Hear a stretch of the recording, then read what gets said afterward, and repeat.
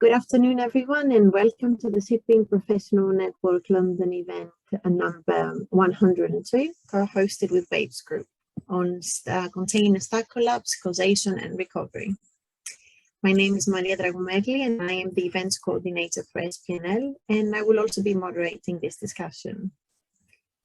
As you may know, we have had to change the date of this webinar because one of our main speakers, Stanislav, had to go to Mexico to attend the container stack collapse incident, only to collect more material for his presentation today. So we thank him very much. We do respect his commitment, and we thank both our speakers for being here with us today to share some information on this very interesting topic, as the fast-growing size of container vessels continues to challenge the shipping industry. So a couple of words on our speakers. Captain Stanislav Ivanov, a consultant master mariner with Waves Group, and Stuart Leather, who is the lead of digital services with Waves Group. Without further ado, I would let Stanislav start his presentation and introduce himself. You can share your questions with us at any point using the Q&A box visible on the toolbar, and I will address your questions to the speakers at the end of their presentations. Stanislav, over to you. Thank you very much, Maria. Hello and welcome to this webinar. Thank you for joining us. I hope everyone is doing well and work from office is something we can begin enjoying again. Before we start, I would like to thank Maria, SPNL Group, and Waves Group team in contributing to the content of this presentation. Well, my name is Captain Stanislav Ivanov. I'm a consultant master mariner. My seagoing experience consists of many years being in command of different size of container vessels, bulk carriers, and passenger vessels. When I moved ashore, I was 10 years fleet operations manager in charge of day-to-day operation for diverse fleet of up to 30 container vessels. As a consultant, I was involved in numerous container stow collapse cases, collisions, groundings, fires, wreck removals, and many offshore projects. Well, to begin, let me give you a quick summary of what we are going to discuss today. I will give you a brief overview of the container industry. I will speak about the container types and means of securing. Then I will talk about the main factors causing containers to collapse, as well as how to possibly prevent that. I will give you an overview of the response in unlikely event of the container stow collapse. And finally, Stuart will give you an overview of the process of the recovery of the lost containers. More than 90% of the non-bulk cargo worldwide is transported in containers. The container vessels became more efficient in fuel consumption, became larger, wider, and deeper draft. Along with other operational factors, the turnaround in port became shorter. As a result, the container transport is on average 75% more efficient compared to any other transport within the logistic chain. The flexibility of the container transport, along with the cost effectiveness, pushed the container industry to explore uncharted territory, for example, transporting bulk and liquid cargoes, and to start taking over some of the commodity transport market shares, especially when relatively smaller quantities and flexibility is required. But all that comes with price, fast pace, save time and money while cutting corners whenever possible. Moreover, with unseen chartering rates reaching $250,000 per day for an old 25-year-old small 4,000 TEU container vessel, cutting the cost, speeding up the operation and save on every level becoming a must. For example, the global TEU import-export for the last year consists more than 15 million TEUs, while the global container fleet is over than 25 million TEUs. To compare, on average, around 2,000 to 3,000 containers are lost at sea every year, and around 4,500 are damaged during the sea transport. which is indeed a relatively small percentage compared to the global turnaround. But the claims which may arise as a result of the container loss and damage may be so significant that they can even affect the global supply chain. How the container vessels became preferred transport for general cargo goods. The first purpose-built container vessel was delivered in 1964. She was able to carry about 600 TEUs with only maximum 40 containers on deck. 58 years later, the container vessels grew more than 3 times in length, more than 3 times in width, and nearly 40 times in TEU capacity. However, the securing of the containers on board the vessels in principle remained the same. Moreover, the number of the crew operating these vessels is generally less than compared to 50 years ago. HMM Algeciras, along with other 5 sister vessels built by DAU South Korea, are currently the largest container vessels in the world, with nominal theoretical capacity of 23,964 TEUs. These vessels are just under 400 meters long and 61.5 meters wide. The vessels are able to stow containers over 24 bays over the length and 24 rows over the width of the vessel, and they can carry up to 10 tiers containers on deck. Speaking about containers, in fact, there are 2 main standard size containers, 20 feet and 40 feet containers. The nominal capacity of each vessel is measured in 20 feet containers or a TEU. To utilize theoretical unused space on board the vessels, the industry later developed so-called high cube containers, which are 1 foot higher than the standard 40 feet container. The industry also developed 45 feet containers, which are traditionally popular within the United States trade. These containers could normally be loaded on deck only and from the 3rd tier and up.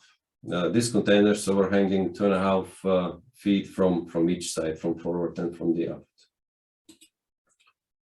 As a variety from the standard containers, there are open-top containers, often used for bulk cargoes, and flat racks, mainly used for carrying oversized, non-standardized cargoes. There are also refrigerated containers, which are typically designed to maintain temperature between -35 and +35 degrees Celsius.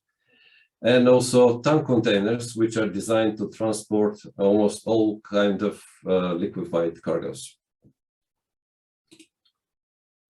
So how to secure all these containers? No matter the type and the size of the containers, the first tier containers are all secured with manual twist lock on deck. Semi-automatic and automatic twist locks are designed to lock all containers above the first tier. Well, there are a number of design in operation. The main principle of the semi-automatic twist lock is the pull handle for unlocking. These twist locks are designed to lock automatically during loading and be unlocked manually prior to discharging.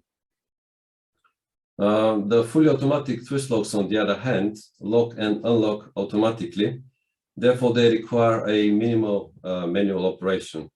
However, fully automatic twist locks are still controversial due to their design and therefore not always the preferred type of securing for some of the container companies, for the big container companies especially.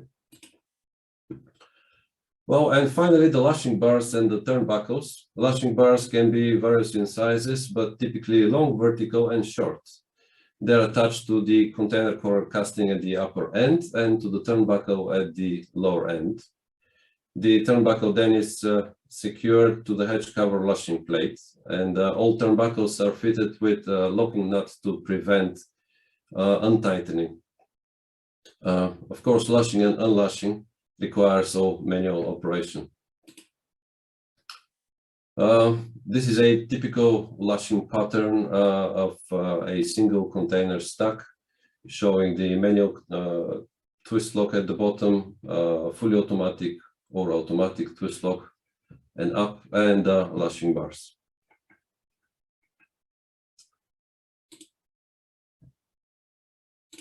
Well, even though there have been many case studies, investigations, and recommendations, at the end of the day, every year a number of containers are being lost at sea or remaining damaged on deck as a result of stow collapse. And well, the question is why?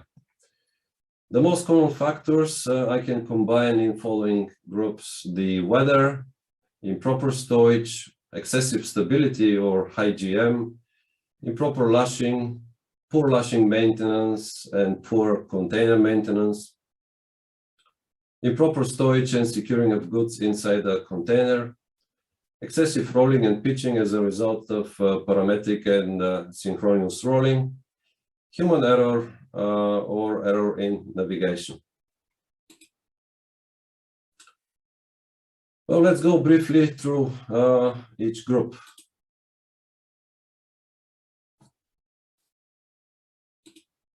The majority of the cases, the majority of the cases and the cause of the container loss is a combination of factors, with the weather often playing key role and act as a trigger point to start the sequence of the events. The weight alone can be as powerful as to cause containers stowed even on a dry land to collapse, as you can see on this video. Severe weather and high seas causing excessive rolling and pitching. It may result in significant damage to the vessel structure. It may also result the lashing equipment or container structure to fail due to increased forces developed as a result of high acceleration. The other side of the impact is the commercial side. The vessels may delay, miss their berthing schedule, or in the worst case scenario, when there are collapsed containers on deck, it may require a significant amount of time and resources to deal with discharging of the damaged containers and carry out repairs of the vessel when necessary. Apart from the weather, one of the most significant issues within the industry is improper stowage. Often to speed up the cargo handling operations and reduce the turnaround time, container planners use forecast plans and not actual plans. A typical side effect of this approach is that the container positions indicated on the final plan given to the vessel for approval does not match the actual loading conditions, which in principle makes all the calculations with regards to the sailing condition of the vessel simply invalid. Despite the VGM requirements, which entered in force in 2016, the declared container weight in many occasions is still not accurate. Misdeclared weight and misdeclared cargo still presents major problem within the industry.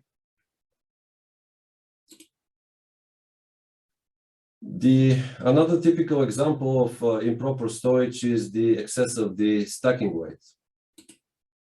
The stacking weight is specified in the cargo securing manual and trim and stability booklet. The loading software, if approved, may also provide further restrictions, taking into consideration the voyage specifics.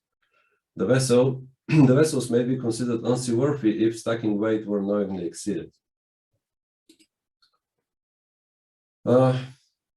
Normally, the vessels are not designed to load equally heavy weight containers all the way from top to the bottom of the stack.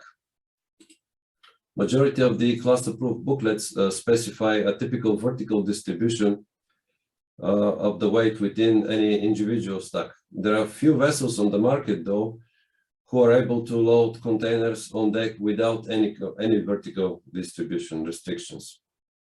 On some vessels, cargo securing manual still refers to older ISO container standards, where the gross weight was only up to 24 metric tons. In such cases, these vessels shall comply with their approved booklets and reject any containers which are heavier than 24 metric tons.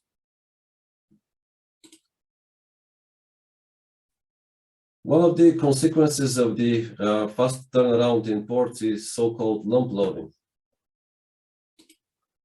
As a result, the containers planned for one particular bay will in practice be within this bay, but their position will be randomly reshuffled.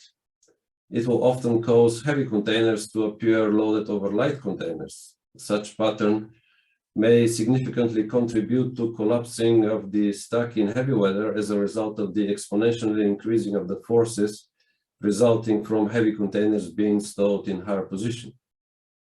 Loading heavy containers over light containers must be avoided unless specifically approved by the booklets. The stability of the vessels is a vital factor in approving the final loading condition prior to departure. Excessive stability causing the vessels to roll rapidly within short rolling period, even when the weather is moderate. Rapid rolling increases the acceleration and therefore the forces acting over the individual stack. Before the modern wide beam container vessels came into service, the container vessels were typically struggling in the opposite issue, insufficient GM, making the vessels tender and unstable when fully loaded, with increased risk for capsizing.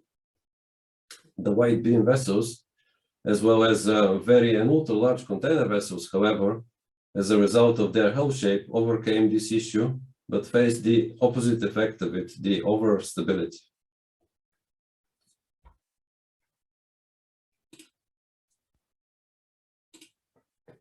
A dangerous phenomenon studied in academic level and acknowledged by the IMO's Maritime Safety Committee in their Circular 1228 is parametric and synchronous rolling.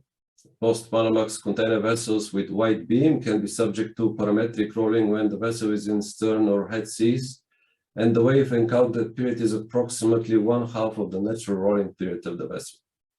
It causes sudden heavy rolls to either side, with rapid increasing of the acceleration as shown on this animation. Synchronous rolling typically occurs when the vessel is sailing in the following and quarterly seas, and when the natural rolling period of the vessel coincides with encountered wave period and the wavelength is similar to the ship's length. This can be experienced even in relatively calmer weather. Well, although these phenomena are not fully explained, the experiments and the practical experience show that the vessels could avoid or significantly reduce the dangerous effect of the parametric and synchronous rolling by sharp speed reduction or smooth but large course adjustments.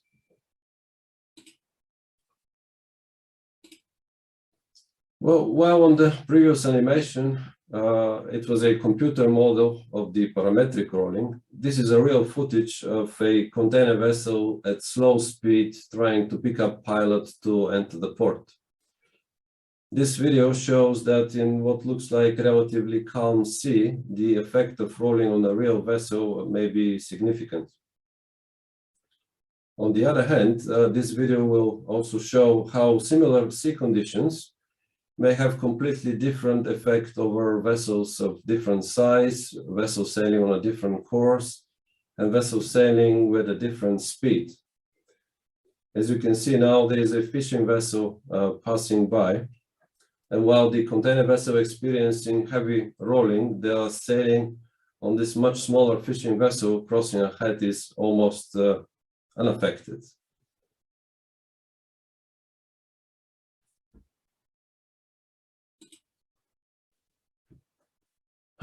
Continue with the problems within the industry. So another problem is the poor maintenance. The global shortage of container vessels on the chartering market saw actions such as vessels scheduled for recycling. They received a new line of life and continued trading. These photos represent a clear example of how poor the condition of such vessels may be. Crowded or paper tin lashing plates and corner posts would not be able to withstand the required safe working loads. Poor lashing maintenance is another problem. Broken twist locks and unoperational turnbuckles present challenges and may compromise the safely securing of the containers on deck. Defective lashing must be kept separated from in the inventory and disposed ashore if repairs are not possible.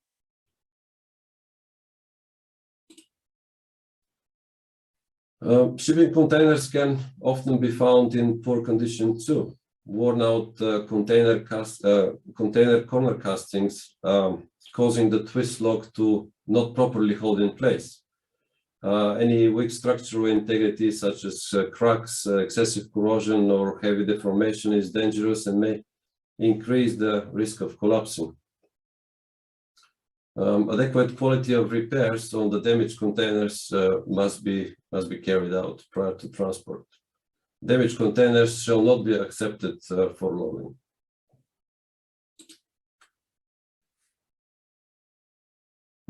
Another issue within the industry is the improper stowage and securing of the goods inside the containers. This is often underestimated factor. When the cargo inside the containers is not properly secured, it may initiate additional accelerating forces to acting over the stock, and as a result, the cargo in containers can be damaged. The containers itself can be damaged, or in the worst case scenario, it may become a trigger element resulting the stow to collapse. Well, with so many problems, so how to reduce the risk of container loss or collapse at sea? The master must ensure the containers are loaded, stowed, segregated, and secured in accordance with the class-approved documents. The master must verify that the actual loading condition is same as the one on the plan. The master must verify the weight of containers by performing draft survey prior to departure and compare the results with the results from the loading computer based on the VGM data. Furthermore, the weather in many of the cases was the key factor. Although avoiding the heavy weather may significantly decrease and possibly prevent the container loss. Masters also shall use their overriding authority, if they deem necessary, to stop the commercial pressure often applied to them to use shortest and often more dangerous routes, and force the vessels in heavy weather to make required ETA and save on fuel. Safety factors must always have priority over the commercial factors. Container inspection is also vital for preventing from containers to collapse on deck. Although this is a simple 7-point check, due to the fast pace of loading operation, it can be challenging for the crew to inspect each and every individual container prior to loading. Containers found in poor condition and not suitable for sea transport must be rejected from loading.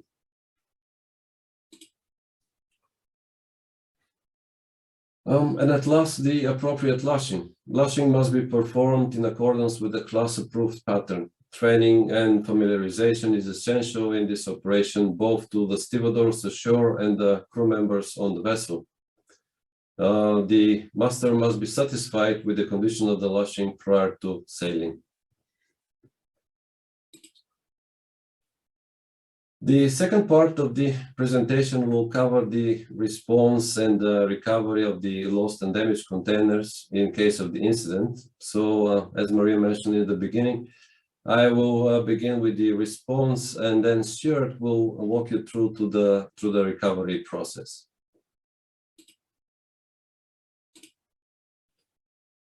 This video shows footage of a stack collapse on a small container vessel. It is rare to capture such moments, but it does demonstrate the sequence of the events. Eventually, 3 stacks and 18 containers in total were lost overboard. It is worth mentioning that even in a relatively good weather, large and ultra-large vessels can do absolutely nothing to recover any of the lost containers at this stage. Even this small vessel, which is equipped with cranes, also can do next to nothing to recover these containers.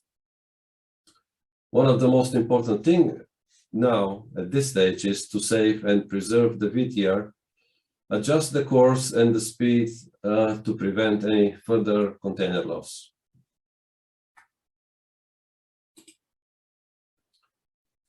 So if stack collapses, what happens next? What will be the right procedure to ensure fast, efficient, and coordinated actions of response?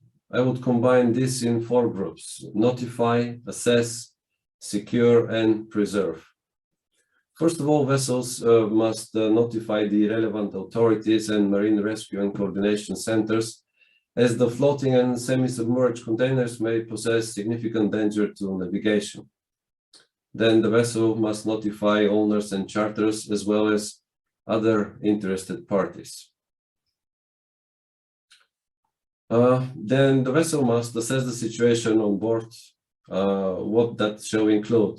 Is there any casualties or injuries? Is there any damage to the vessel? Is the vessel seaworthy? How many containers were lost or damaged? And how many of these damaged containers contain the dangerous goods? And what kind of dangerous goods are within these containers? Is there any damaged containers to possess any fire hazards, any pollution hazards, or any risk to human life? Also, is there any damaged reefer containers or reefer containers with power loss? And at last but not at least, the vessel must assess if the situation requires any assistance, or if the vessel can proceed on its designated course, or shall look for shelter. The next thing is to secure. The vessel shall do any repairs, inspect the lashing, and replace the damaged lashing if it is safe or practical to do so. Basically, the vessel can do almost nothing to secure any of the damaged containers, and often the collapsed containers on deck will continue falling overboard throughout the course of the voyage, so the situation shall be under constant assessment. And at last, preserve evidence. The vessel must save the data from the voyage data recorder, must save any damaged cargo securing equipment, as well as all the records and logs.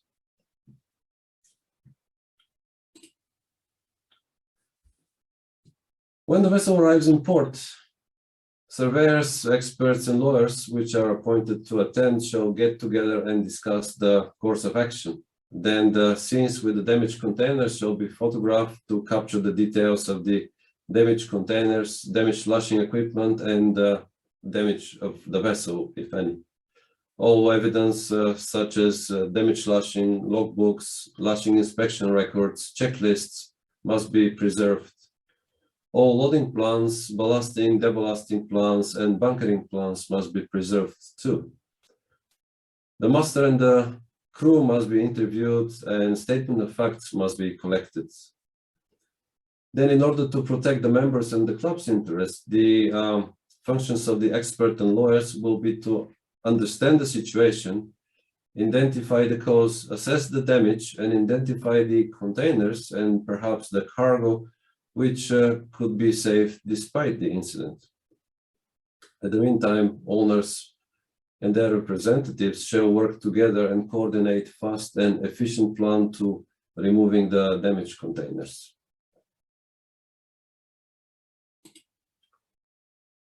Removing damaged units could be a challenging, time-consuming, and expensive operation. The port's gantry cranes are not typically designed to discharge damaged containers.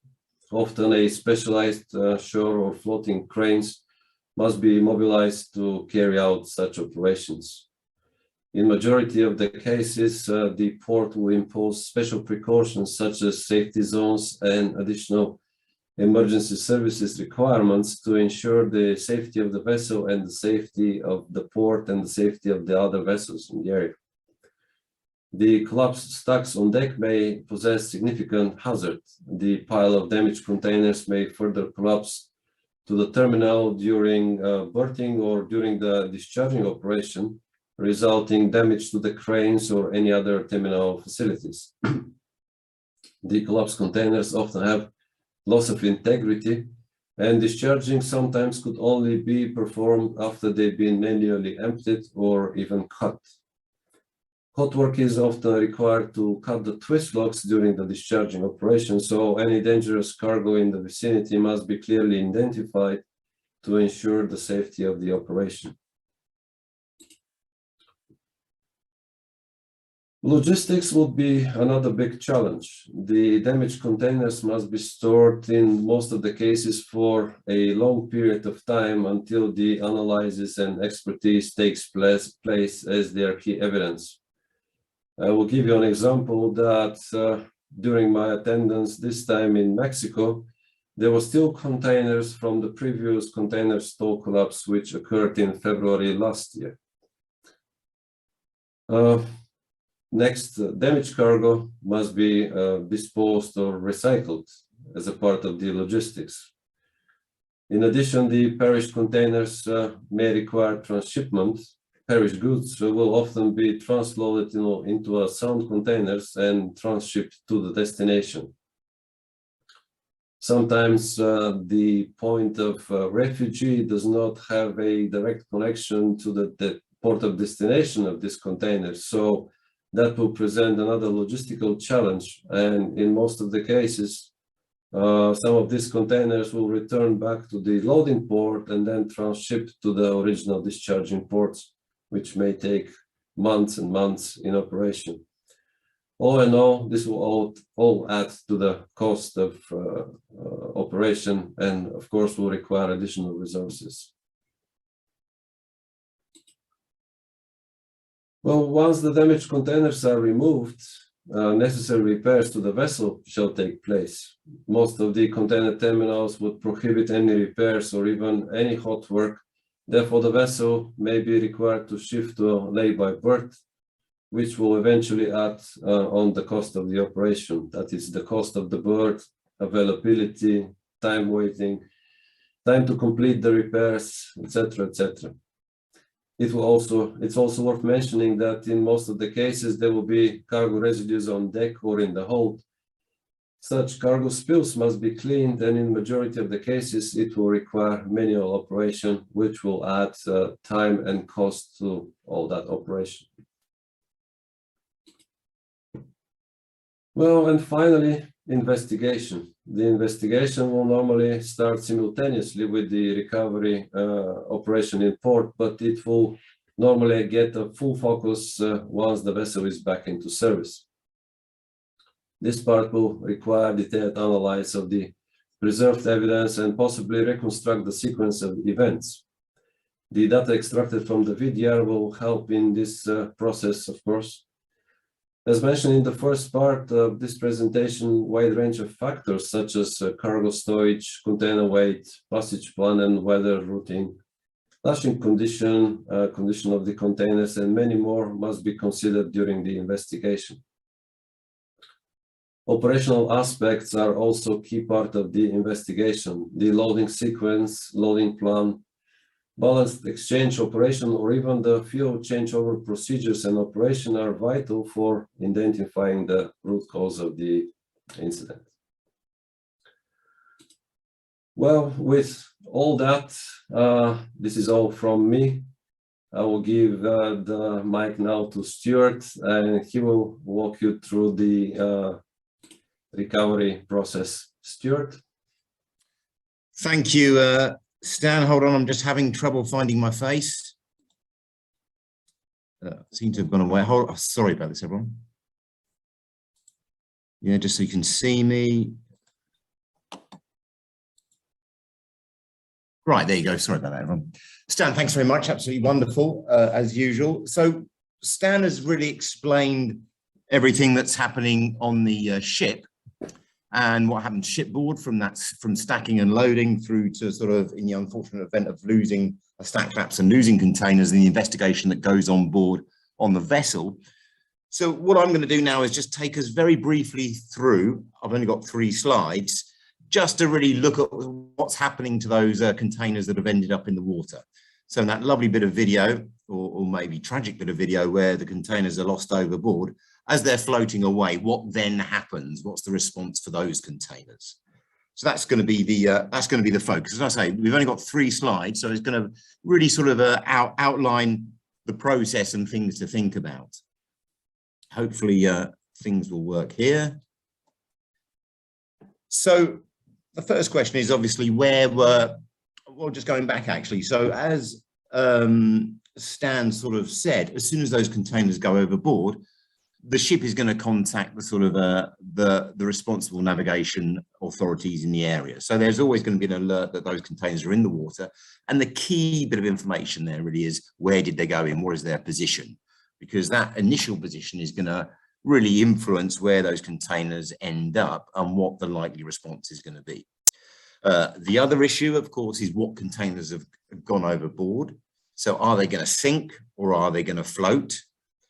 And that is obviously going to be dependent on their contents. So just to give you an idea, if you've got an empty reefer unit, an empty refrigeration unit, the chances are they will never sink. You know, they seem to stay afloat. They're full of insulation. They're very buoyant structures. Whereas if you've got a container full of steel, the chances are it is going to sink. And in our experience, you know, a fully laden container normally sinks within 2 or 3 days if it doesn't sink immediately, apart from, of course, the empty reefer unit. And then the other point of consideration is, what are they carrying? Is that is that cargo, are the contents of those containers a potential pollutant? Are they going to affect the marine environment? Are those containers full of nurdles, those small microplastics, which are very much a cause of concern at the moment? Huge issues with the wreck of the Express Pearl, and even on the Rena many years ago, cleaning up these microplastics is quite an issue from the beach.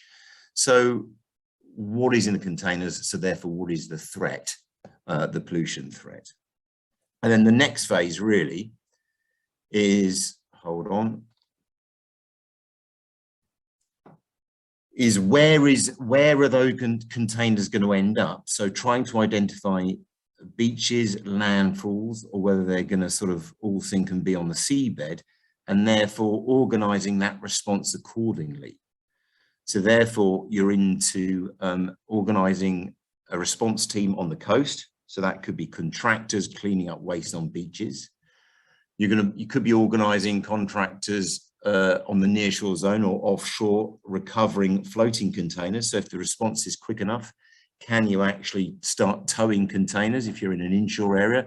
If you're offshore and mid-ocean, that's obviously not, that's a bit of a difficult option. In fact, the time of response is quite an issue. So the chances are those containers are going to sink, or you're going to wait for them to get into more coastal waters till you deal with them. So if they do come ashore, if you involve contractors in the cleanup, there's lots of contractors that will deal with that waste, because what you've got a pollution clear up, and then you've got a huge issue with disposing of that waste. So you've got waste disposal and waste management issues.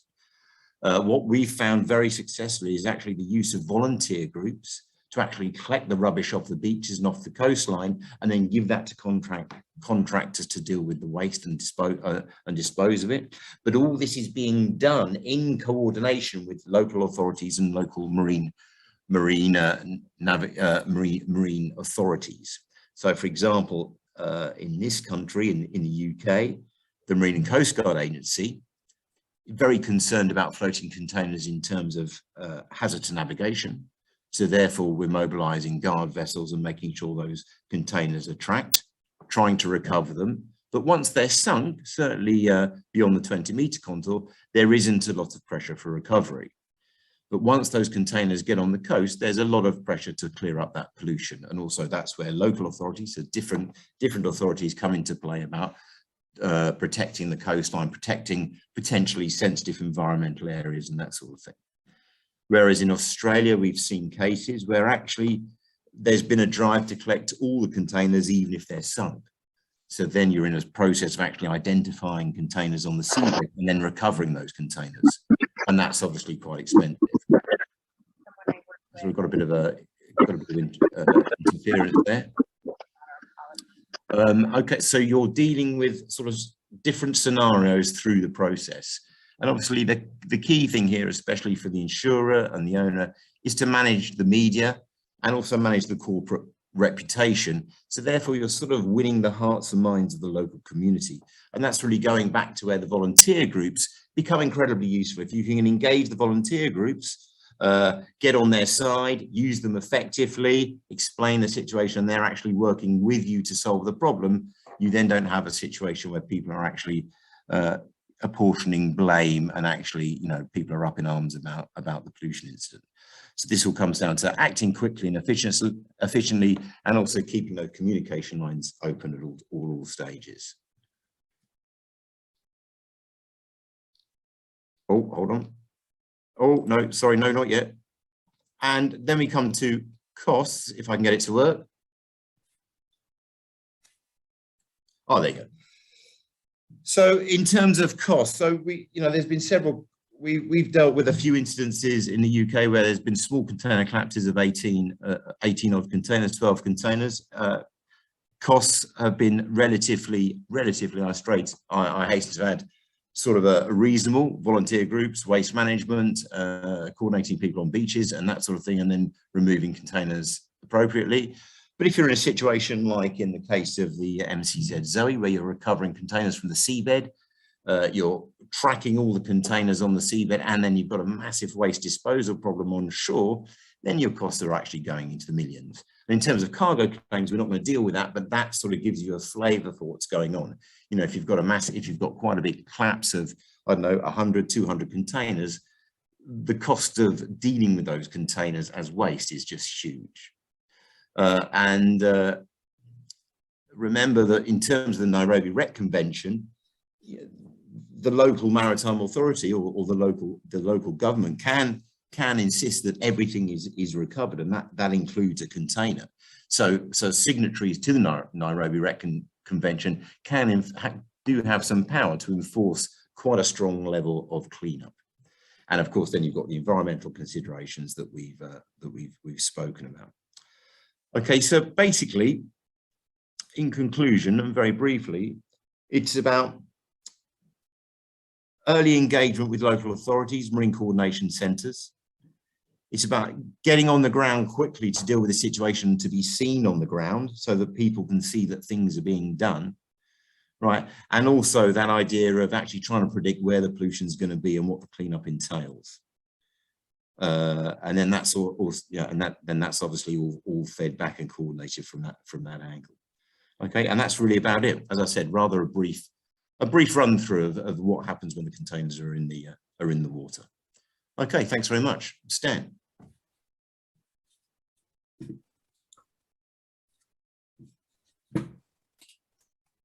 Oh, thank you very much,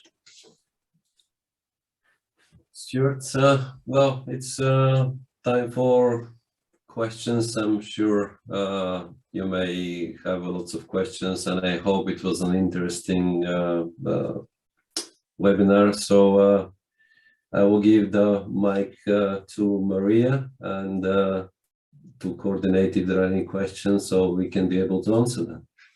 Excellent. Well, I certainly have many questions.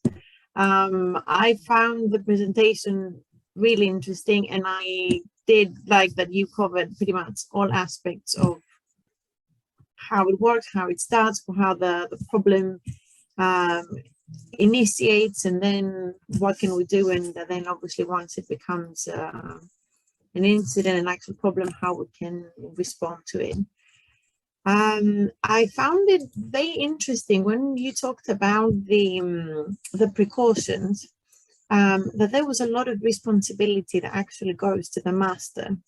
There's a long checklist of what he needs to go through to ensure that his cargo is safe, which is actually true on all types of vessels. But I'm just wondering, considering the size of the cargo, how many containers are loading now, more than 22,000 on board, should that be another party being responsible for some of the checks, assisting like an external party or any additional checks to try and reduce the frequency of these incidents? Well, it is indeed very unfortunate that the whole responsibility is down on the master's shoulder. Of course, he can delegate, other parties of doing all that, and then those parties can report to the master, but this will not relieve master from that responsibility. It is, in theory, all the containers which are coming on board must be inspected. Every individual container must be inspected, including the seals. That in practice is absolutely impossible. Even on a relatively small vessel, that is practically impossible because the speed of the loading and operation is as such that there is no time to do that. So even though the master have the overall responsibility, he won't be able to perform any of these checks just because it is impossible, unfortunately. So would it be worth looking into maybe external parties actually being involved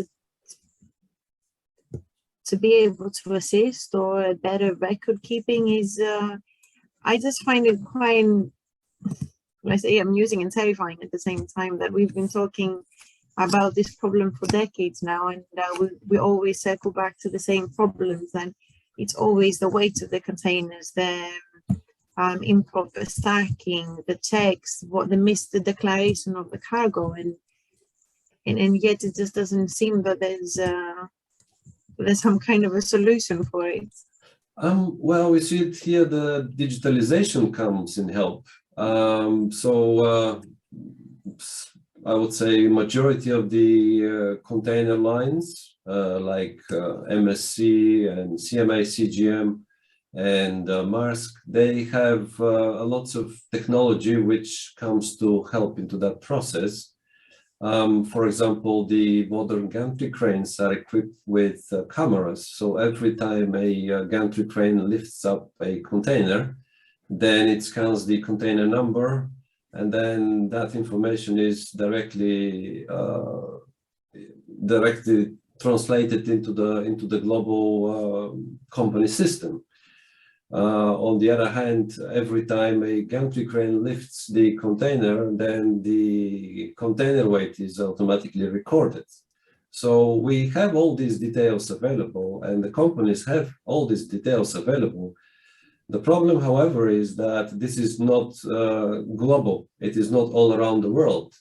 So imagine if a container comes from a small place somewhere where there are not such facilities, and then gets into the logistic chain, then it's going to be like a Trojan horse. It's something which nobody can control until the discharging port. So practically, if the vessel gets lucky, then everybody's happy and the container is being discharged ashore, and then the problem will be only identified once the container is being discharged.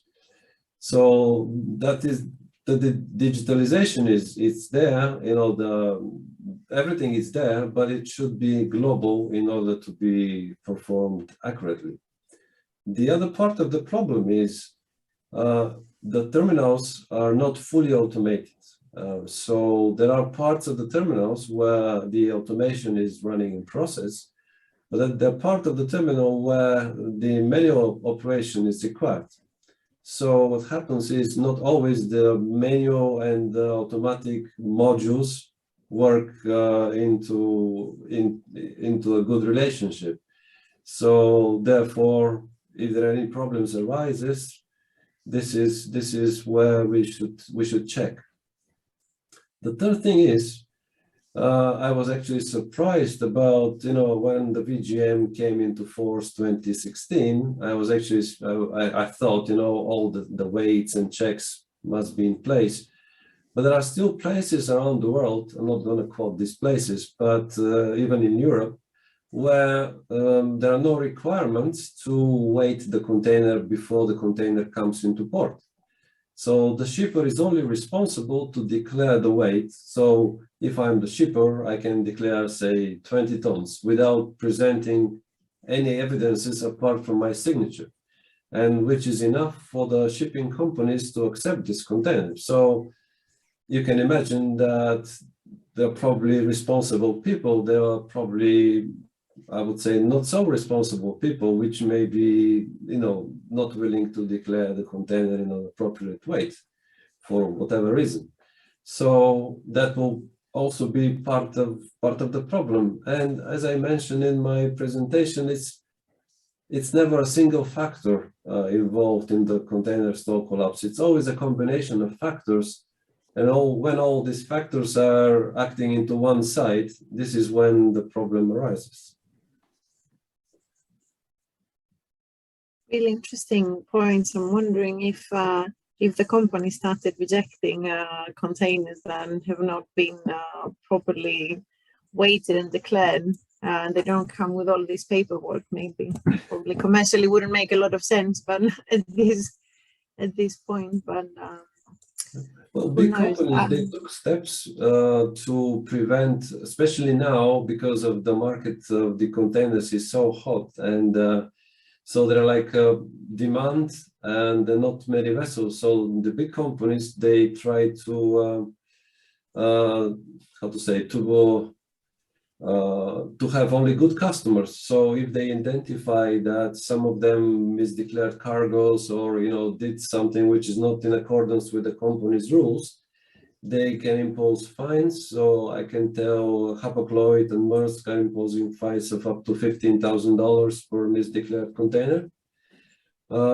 But this is simply because the market is so hot, and so if you come only like 3 years ago when the companies were struggling to get a good container freights numbers, so it wasn't like that. So now the things are just working towards that because of the market.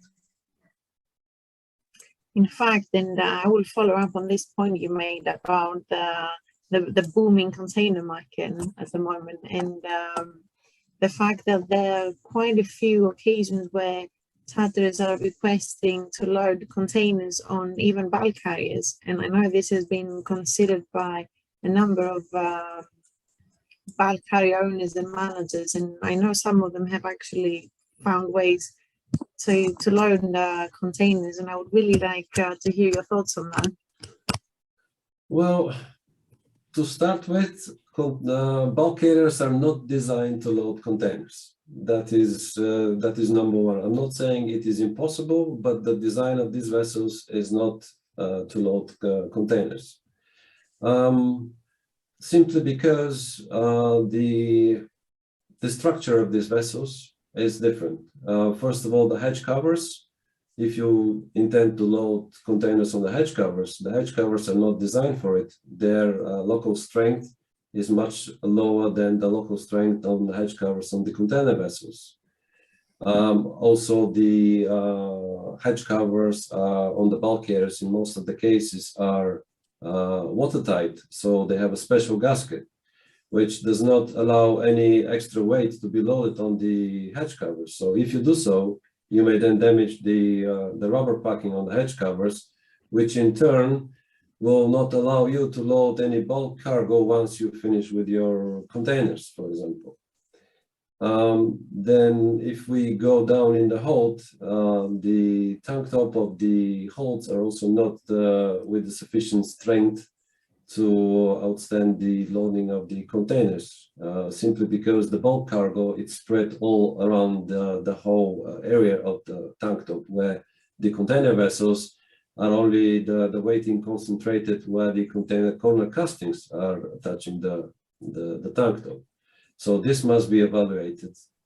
The third thing is the lashing equipment. So the lashing, which must be done on the bulk carriers, so the additional structural modifications must be carried out to make sure all these containers are lashed. And the last thing I would say, if you load containers in the hold of the bulk carrier, you should consider that stowage as similar to stowage on deck on the container vessel. I know it may sound confusing, but loading in the hold, it's similar as loading on deck because there are no cell guides in the holds. And basically the lashing which must be done in the hold of the bulk carrier must be similar as the lashing done on deck of the container vessel. So without any structural modifications, it is rather difficult to load any containers on a bulk carrier. In the history or in past, there were trials in the past where Some of the bulk carriers were like so-called multi-purpose vessels. They were with square holds, and they could actually be able to accommodate containers in the hold and then containers on the edge covers. But these were specially designed vessels, so-called multi-purpose vessels, specially designed to have whatever cargo is available on the market. So for them, however, because of the shape of the holds, loading a bulk cargo was a struggle, because square holds are not always preferred shape for bulk cargo. So you always have to sacrifice something when you try to switch from one type of cargo to another type of cargo.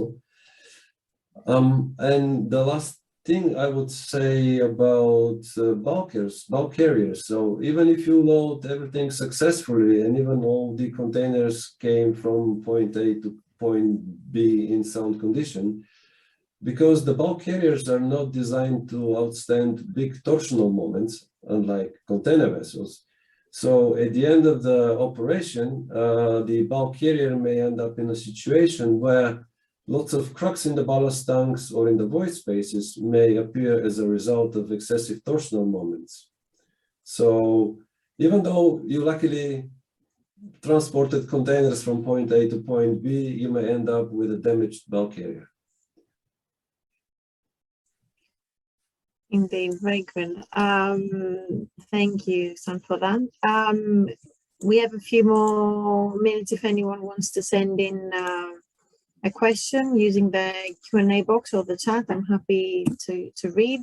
I will address one to Stuart, and yes, because I know Stanislav has been talking all the time, so it's only fair. So it is quite interesting, all of the things you covered about the containers lost at sea, and how they can disappear for a while and then they can come back. And I was wondering, are the lost containers actually registered? Is there a database somewhere with their containers lost and who they belong to? So let's say, for example, a few years down the line, maybe a container is lost on a coast. How do we identify these containers and decide who's responsible for them? Well, I don't often say this, but that's a really good question. And that's quite interesting, because the answer is that, as far as I know, no. Right. So certainly in case we've dealt with and talking to other people, that is not the case at all.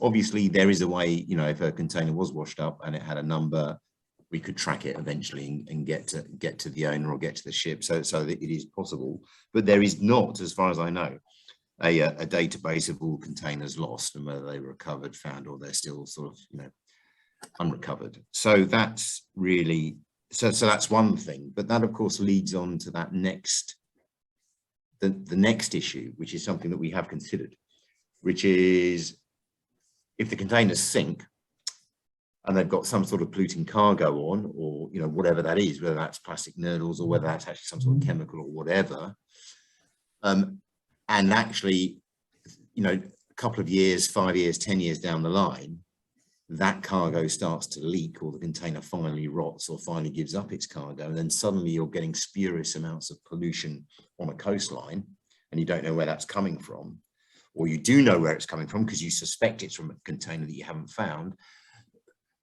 What's the liability? Who's going to undertake the cleanup and all that sort of stuff? So that sort of leads you with a bit of an issue. And as an insurer, you know, how long does your liability last for? So we're talking about finding containers and then recovering them. And when an authority doesn't insist on doing that, that sounds great, because you haven't gone to the vast expense of trying to locate containers on the seabed, which, you know, I can't stress enough, is not an easy affair, depending on your area of search. You know, that's going to cost a lot of money. But then again, if that pollution starts to come back and you start to see, you know, increasing amounts of discharge, which someone then says, well, that was your ship, or that was your container stack loss 5, 10, 2, 3 years ago, you know, where does that ever end? So we you know, and we've been, so stack collapse we were dealing with the year before last, I think, was again very small, 12 containers coming off coming off a small ship, very similar to the video that Stan showed, and we recovered most of the containers, but a few sank, and one of the containers that sank, believe it or not, you won't believe this, but it contained 7 tons of adult nappies. So one of those containers, because there were 3 containers full of adult nappies, one of those containers did come ashore on the beach of North Devon, and the beach of North Devon was covered with 2 miles of this beautiful white sort of nappy land, right? It's incredible. And this stuff was horrendous, because of course all the nappies, you know, they're designed to sort of expand. They expand, they've got plastics in, and then the seabirds think they're jellyfish, and then you're trying to pick them up between rock. An absolute nightmare. Some were still in their bags, so you know there was that option as well. But the point is that there's another 2 containers out there still full of nappies. So in 2 or 3 years of time, if those nappies start getting washed up, you know, there could be a never-ending stream of adult nappies on the beaches of North Devon. You just don't know. So therefore, again, there's that liability. How do you get back to that? What are the processes for dealing with that, or where are the funds and the liabilities? You know. So yeah. But in short, I don't know of a database that records all that. Yeah. No, but I think that's definitely a good question to ask a lawyer next time we have one in on a panel or in our company, because I can see a lot of liability going a very long way. So one question we've got regarding the lost containers. What about the idea of adding a device sending sonar signals to locate lost containers easier and faster? Are these kind of ideas investigated? Now, I know this is not maybe, you know, your area of expertise, but it's an interesting question. No, well, so I get asked this every time. Yeah. So, and the answer is that there are devices out there. It's pretty simple technology to do. Certainly as technology is getting better, it's even easier to do. Acoustic beacons are a bit of an issue because you know, they're a bit hit or miss because of the very nature of them, but it's possible, it can be done. But there isn't an appetite to do that. There isn't an appetite to insist that every container has a small transponder on it. There's no doubt about it that some of those transponders will fail and all the rest of it, but there's not an appetite for people to put those transponders on every container. The reasons for that, I have some sympathy. So as Stan said, we're sort of losing 3,000 containers a year. It might be, and that's sort of obviously punctuated by the odd, catastrophic collapse, which we've seen in the Pacific with the one APIS, and there was another one recently as well. But in the grand scheme of things, the proportion of containers lost compared to the proportion shipped, so therefore compared to the proportion of transponders that you're going to put on containers, is quite small. So I suspect that's got something to do with the appetite. But maybe, and this is all conjecture, if there was more, and I'm not suggesting there should be, obviously, but if there was more onus by marine authorities to collect all containers, certainly subsea. So, for example, if the one at APIS, if all those containers, I can't remember how many were lost, but if all those had to be recovered from the deep sea, then the cost analysis of having a transponder on compared to a survey ship out there surveying the ocean you'd very quickly prefer to have a transponder in every container. So I think that's where we are. But again, yeah, some people I'm sure know more about it than I do. If I can add a little bit, on a private level, you would see quite a big number of containers. They have the secure tracking device. People who are shipping containers on a regular basis, they will just put a tracking device in the container, but this is going to be for their own purposes. They can trace a container where is the container. So, but it's not on a private level. On a companies level, majority of the reefer containers, they have a professional tracking device, so whether they can check the temperature, all the parameters and everything else on the reefer container. So the technology is there. So it is, I think, down to probably, I don't know, regulation rather than anything else. But Stan, so I think that's really interesting, because of course that's that's got to be the way forward, that you have a tracking device on the container, and that's how those containers are being run. But whether those tracking devices work when they get wet is the issue, I would imagine. So then that's suddenly another little bit, and it's only a little transponder, a little acoustic transponder. That's all it needs, right? And then you work out some technology of picking up that transponder, which again is all done. I mean, aircraft have transponders, they're pretty awful to be fair, and they should be a lot better.